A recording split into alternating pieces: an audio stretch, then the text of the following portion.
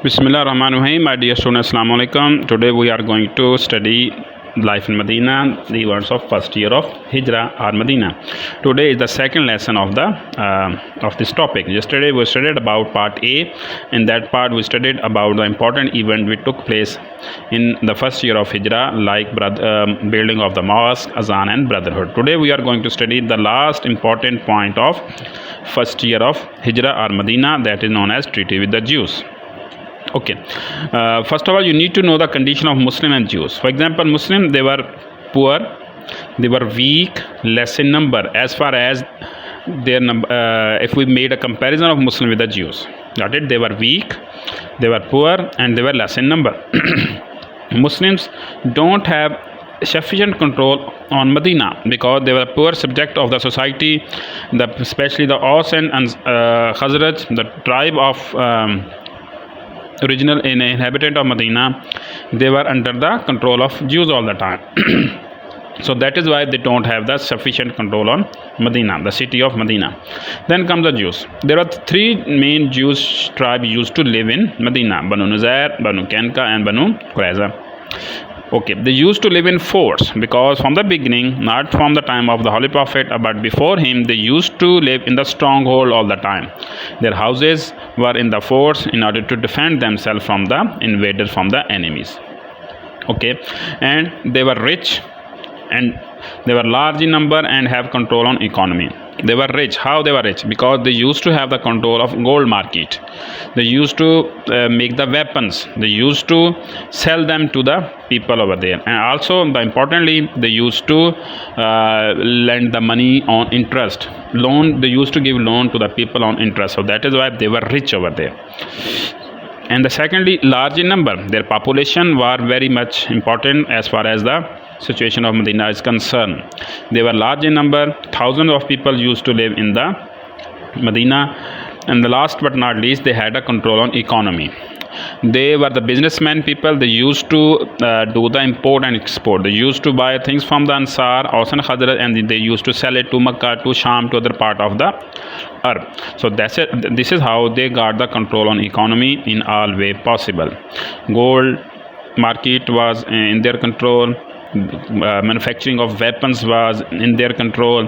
Trading activity was in their control. So that is why they were rich, they were strong within the Medina. Now let's move toward the next point, reason of agreement.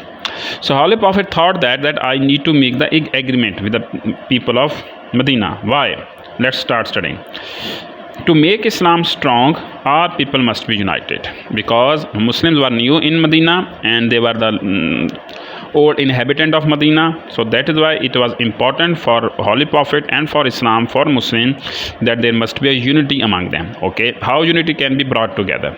That we need to make an agreement. We need to agree on some specific terms and conditions, and we need to unite them with some kind of a value. So that is why Holy Prophet thought that we need to Muslims are supposed to make agreement with the Jews so that they must be united.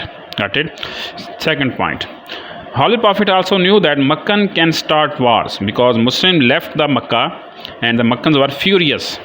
They were angry because they could not control anything within the Makkah. They could not seize the Muslim. They could not capture the Muslim. They could not stop the Muslim from being left the Makkah. So that is why they were angry, they were furious, and Holy Prophet knew that soon enough they are going to attack on the Medina. So that is why he thought that I need to make agreement within the Medina, within the local inhabitants of Medina, so that Medina might become a safe place to create peace and harmony within the people.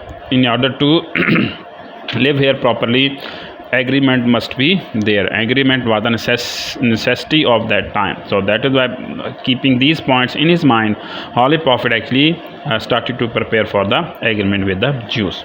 So Holy Prophet called the Jews in his presence, and Holy Prophet started to convince them, and they, in the end, Muslims and Jews, Holy Prophet and Jews, they got agree to make some important points. for the sake of the betterment of the city. Okay, I'm going to write few points. From those points you need to write down all points in detail, and there are more than 8 points. You have to go from the history. You need to consult different books like Seal Nectar or History of Islam in order to know the treaty. I am going to mention few of them. Number 1, freedom and religion. Both parties, Muslims and Jews, they are free to act upon their religion. Muslims are not going to interfere in the religious activity, and Jews are not going to interfere in the religious activity of the Muslim religious activity. And number 2, if anyone attack Medina, both parties will protect Medina. If anyone from the, now Holy Prophet said, we are the inhabitant of Medina, we are the citizen of Medina, so that is why it is our duty to protect Medina from the outsiders, from the invaders, the enemies. So that is why Holy Prophet said, if anyone attack on the Medina, both parties will help each other, will be united in order to defend the city. Number 3, Jews will contribute to the cost of war. If there is a war, Muslims or Jews has to fight. So Muslims will also donate their money in order to fulfill the cost of the war. In the same way, Jews will also participate in the cost of war, because both are going to fight together. So that is why both are going to hold the burden of the war together. Number 4, both will help each other in case of attack on either party. If someone attack on Muslims only, Jews will help the Muslims. If someone is going to attack on the Jews, Muslims are bound to help them. So this is how both party not only protect Medina, but both party are going to protect each other in the time of need, and so on. So these are the 4 important points of the treaty which has been made by the Holy Prophet. Now let's move toward the benefits. Muslim has become the safe and protected, not only from the outside but also from the inside, because Holy Prophet knew that Makkahs are going to attack on them. So this is by this agreement, now Jews were with them. Jews are bound to help the Muslim. Jews were bound to protect the Medina by the help of this agreement.